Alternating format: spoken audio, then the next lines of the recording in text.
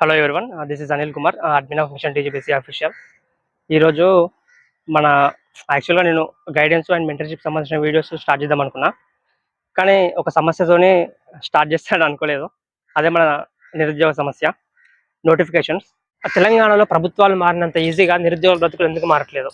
చేతకాని హామీలు ఎందుకు ఇవ్వాలి? అధికారంలోకి ఎందుకు రావాలి? మేము అడిగా మిమ్మల్ని 2 లక్షల ఉద్యోగాలు ఇవ్వమని. మీరే కదా 2 లక్షల ఉద్యోగాలు ఇస్తాము, అది చేస్తాం, ఇది చేస్తామని చెప్పి అధికారంలోకి వచ్చింది. మా సపోర్ట్తోనే కదా మీరు గెలిచింది. మేము లేకపోతే అసలు మీరు లేరు. ఇప్పుడు ప్రస్తుతం అధికారంలో ఉన్న పార్టీ అయితే నిరుద్యోగుల వల్లనే గెలిచింది. మీరు ఒప్పుకున్నా ఒప్పుకోకపోయినా 100% నిజం. రాష్ట్రంలో స్థిరంగా ఉన్న పార్టీని ఓడగొట్టడానికి మా పనిగా పెట్టుకొని మరీ వాళ్ళని ఓడగొట్టి మిమ్మల్ని గెలిపిస్తే మీరు చేసేది ఏంది? వాళ్ళు ఇచ్చిన నోటిఫికేషన్స్కి మీరు ఎగ్జామ్స్ కండక్ట్ చేశారు. ఎగ్జామ్స్ కండక్ట్ చేసి మేము ఇన్ని వేల జాబ్స్ ఇచ్చినాము, అన్ని వేల జాబ్స్ ఇచ్చినామని మీకు ఇష్టం వచ్చిన నంబర్ని చెప్పుకుంటా. సరే, నంబర్ చెప్తే చెప్పారు, మిగిలిన ఉద్యోగాలకి నోటిఫికేషన్స్ అయినా ఇవ్వాలిగా. అది ఇంతవరకు లేదు. ఇంకా మీ ఎజెండా ఏంటంటే, మెయిన్ ఎజెండా నాకు తెలిసి ఎలక్షన్స్ రావాలి, అప్పుడు నోటిఫికేషన్స్ ఇవ్వాలి. గత ప్రభుత్వం చేసిన మిస్టేక్ ఇదే, ఇప్పుడు మీరు కూడా చేయాలనుకునే మిస్టేక్ ఇదే. మీరు గుర్తుపెట్టుకోండి. మీరు ఎన్నికల ముందు ఉద్యోగాల నోటిఫికేషన్ ఇచ్చి గెలుస్తాం అనుకుంటే మాత్రం ఇది పక్క మీరు పప్పులో కాలేసినట్టే.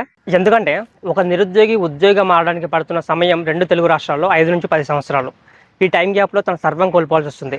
ఎక్కడో విలేజెస్ నుండి హైదరాబాద్ వచ్చి అశోక్ నగర్, దిల్సుఖ్ నగర్ లాంటి ఏరియాస్లో రూమ్లలో మగ్గిపోతున్న నిరుద్యోగులు ఎందరో. 35+ ఏజ్ వచ్చినా ఇంకా అసలు చెప్పుకోలేని బాధలు. ఫినాన్షియల్గానైతే ఇంకా అసలు ఎవరికి చెప్పాలో ఏమి కూడా అర్థం కాదు. ఎవరిని డబ్బులు అడగలేరు. అలా అని మనసు చంపుకొని వేరే పని చేసుకోలేరు. ఎందుకంటే ఈ ప్రాణం పెట్టి ప్రిపేర్ అవుతున్నప్పుడు ఏదో ఒక టైంలో నోటిఫికేషన్ వస్తుందన్న హోప్ తోటి వాళ్ళు అలాగే ఉండిపోతున్నారు.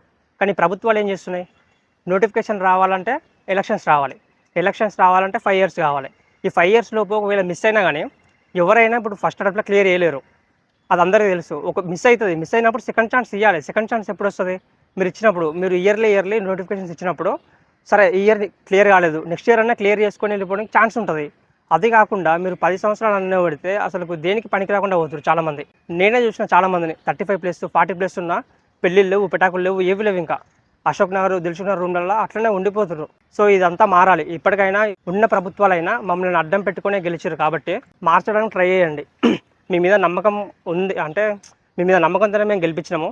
మీరు అధికారంలోకి రాకముందు ఎలా ఉన్నారో అధికారంలోకి వచ్చినా ఇట్లా అలాగే ఉంటే చాలా బాగుంటుంది. ఇప్పటికైనా అయిపోయింది ఏం లేదు. నోటిఫికేషన్స్ ఇవ్వండి, ఇయర్లీ నోటిఫికేషన్ ఇవ్వడానికి ట్రై చేయండి. మీరు కొన్ని పోస్టులు ఉన్నా సరే దమ్మున్నోడు కొట్టుకుంటాడు. మీరు అంటున్నారు గవర్నమెంట్ జాబ్స్ అందరికీ ఇవ్వలేమని. మాకు తెలియదా జాబ్స్ అందరికీ రావని? దమ్మున్నోడు కొట్టుకుంటాడు, లేనోడు ఓకే ఫెయిల్యూర్ అని వేరే ఫీల్డ్కి వెళ్ళిపోతాడు. టైం వేస్ట్ ప్రాసెస్ ఉండదు ఇక్కడ. సో ఇది ఒకటి కన్సిడర్ చేసి మా ప్రాబ్లమ్స్ని సాల్వ్ చేయడానికి ట్రై చేయండి. నోటిఫికేషన్స్ ఇవ్వండి. లేదు మేము రైతులకు రుణమాఫీ చేసినాము, వృద్ధులకు పింఛన్లు ఇస్తున్నాము, మహిళలకు మహాలక్ష్మి పథకము ఇంప్లిమెంట్ చేస్తున్నాము అని అనుకుంటే మీరు పప్పులో కాలేసినట్టే. ఎందుకంటే వాళ్ళంతా ఉండేది మహిళలోనే. అల్టిమేట్గా మేము ఏం చెప్తే అదే చేస్తారు. సో మీరు మాతోని కొట్లాటలు, ఈ ఉద్యమాలు, రోడ్లెక్కి వేయడాలు ఇవన్నీ చేపించకండి. నోటిఫికేషన్ ఇస్తామని ఒక అనౌన్స్మెంట్ చేయండి. సో మేము చదువుకుంటాము. మాకు ఈ రోడ్లు ఎక్కితే ఇట్లా మాటికి మా ప్రిపరేషన్ ఇబ్బంది, మా మెంటల్గా, మేము ఫిజికల్గా ఇంకా ఇబ్బందులు పాలే. ఈ పోలీస్ కేసులు ఇవన్నీ మాకు అవసరం లేని టాపిక్ ఇట్లా. సో ప్రతిసారి మమ్మల్ని రోడ్లు ఎక్కిపోయాలని మాత్రం అనుకోకండి. ఇది మా నిరుద్యోగులందరి తరపు నుంచే నా రిక్వెస్ట్ మాత్రమే. Thank you.